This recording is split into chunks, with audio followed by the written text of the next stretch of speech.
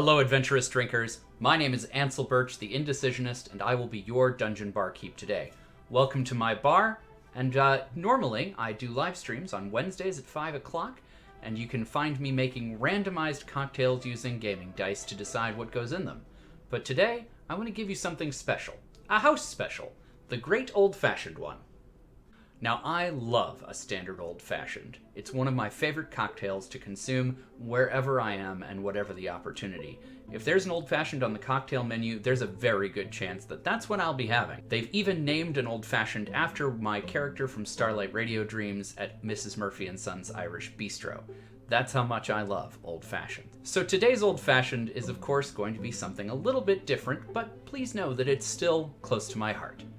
Today's old-fashioned is going to take the standard, which is whiskey, water, sugar, and bitters, 4 very simple ingredients, and we're going to add a little extra something to it. Something to give it a little bit of an eldritch flavor, something beyond the pale of your normal mortal understanding. It certainly was beyond mine.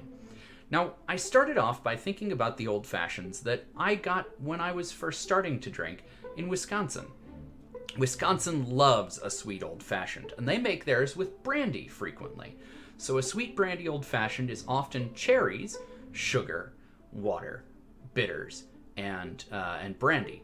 And that's going to create this sweet old-fashioned flavor. It's still very good and still very much in that sense of the classic cocktail. Instead of going that route, I did steal one idea from the Wisconsin brandy old-fashioned, the cherry.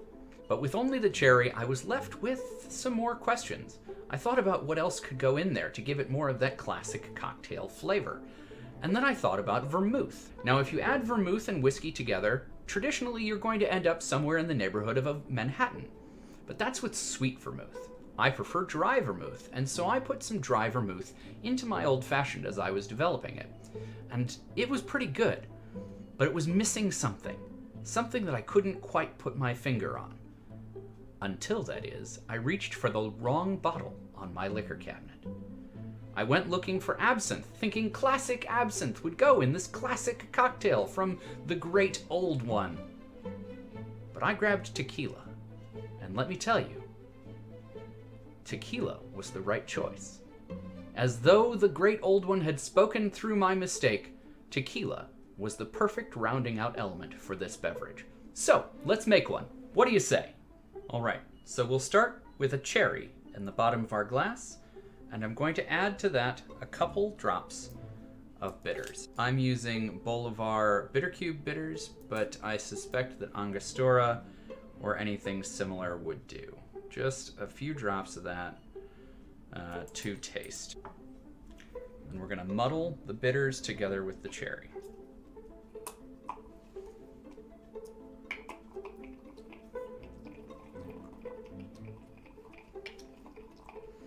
I'm using whiskey cherries. You can use maraschino or whatever other cocktail cherries you happen to have. Now that we've prepared our glass, it's time to find what we're going to put in it. This beverage will be made in the glass, so we don't need to worry about shakers or any other bar materials. I will need 2 1/4 ounces of whiskey, 3/4 of an ounce of dry vermouth, 3/4 of an ounce simple syrup, 3 bar spoons, or roughly 1/4 of an ounce tequila.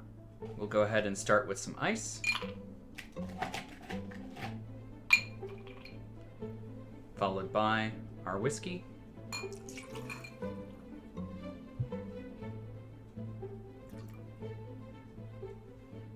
Our vermouth. Our simple syrup. And our tequila. And there you have it, a great old-fashioned one.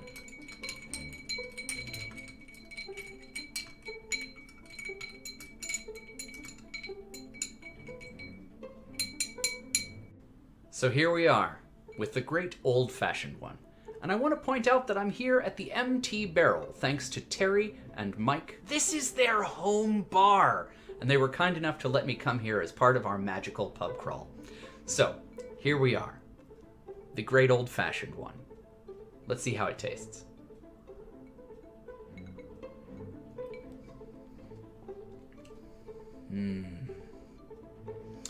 I'm really proud of this one. I like that it's got a roundness of flavor, sharp and mellow, smooth and sweet, a little bit dry. This is a very well-balanced cocktail in my opinion. At the very least, it's exactly the kind of cocktail that I like to drink. It's got whiskey notes measured in with the cherry flavor. The vermouth is there to inform it all, and it's giving something for everything to talk about as the tequila comes in and gives you a roundness and fullness where you might otherwise find something just a little bit lacking. I'm particularly proud of this one, and I think that the great old one, wherever he slumbers, is going to smile down on this one. This beverage is going to be perfect for any occasion, no matter what kind of adventure you're going to be going on. But I do think that if you are in a university in New England or along the Atlantic seaboard, seeking out secrets which have driven your mentor mad, if you find yourself deep within the hollow recesses of the human mind, exploring a color that cannot be perceived, this might be the perfect cocktail to have right beside your book of research and elder signs. Drink adventurously, friends.